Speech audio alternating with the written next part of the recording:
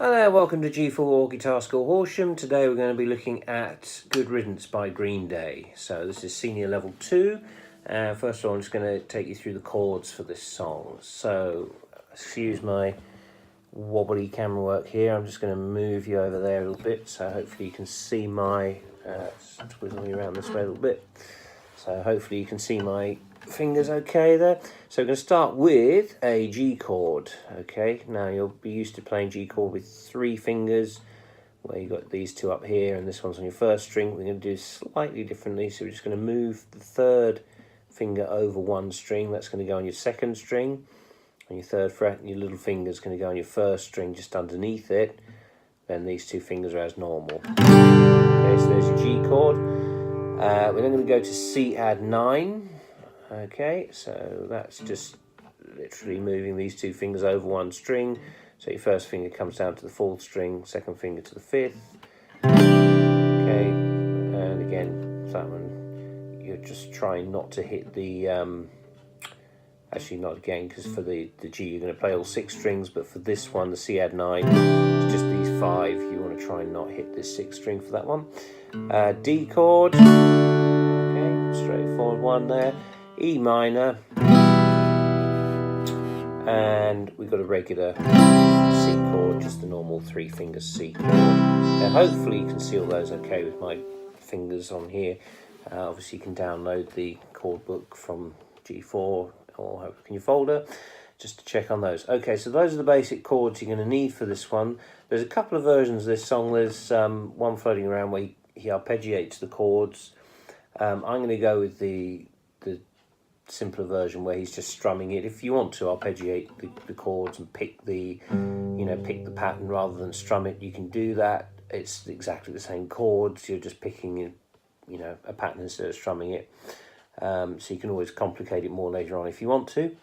So the first sequence is so this is, if you're following the song, I'm not going to attempt to sing it for you, but the lyrics are: another turning point, a foot stuck in the road.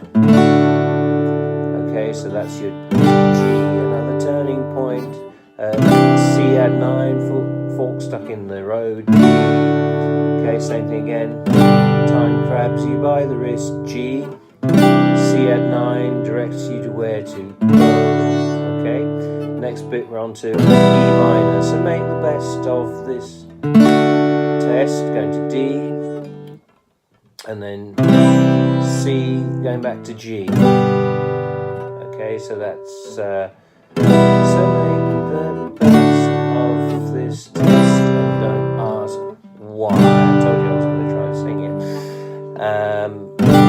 So that's your E minor to D, C going back to G. Okay, and then it just again repeats: E minor to D and C to back to G. And that's on the it's not a question but a lesson learned in time. Then you've got the next section, which is it's something unpredictable, so that's something unpredictable, E minor to G, but in the end it's right, E minor to G again.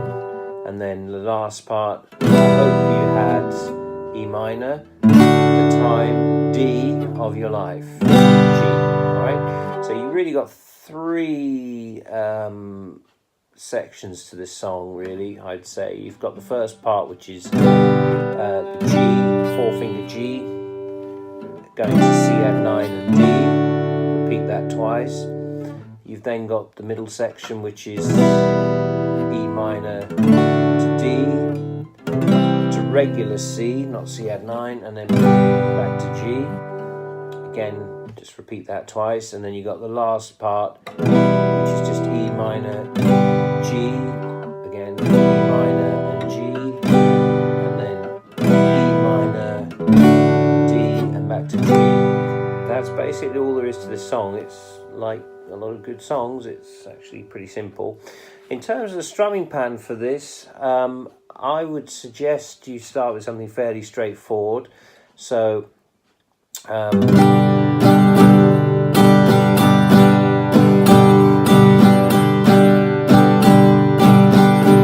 so what I'm doing on that one, I'm just doing a down strum on 1, and then 2 and missing out the 3, and then I'm doing and 4 and, so 1 and 2 and 3 and 4 and 1 and 2 and 3 and 4 and, so if you speed that up it's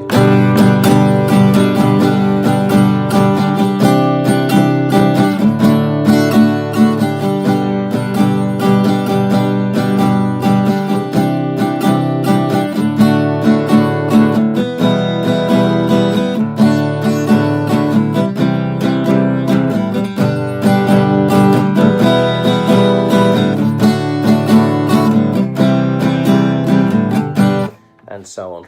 Obviously with all of these things, simplify it down to start with, so just play the basic chords to begin with, just get yourself comfortable with finding where all those fingers need to go.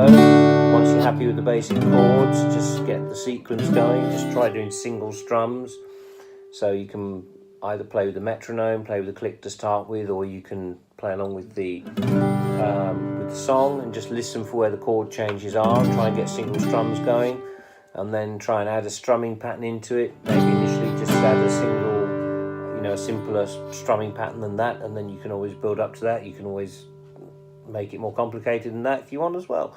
Add in arpeggios or whatever you want to do with it. Have fun with it. Okay, there you go.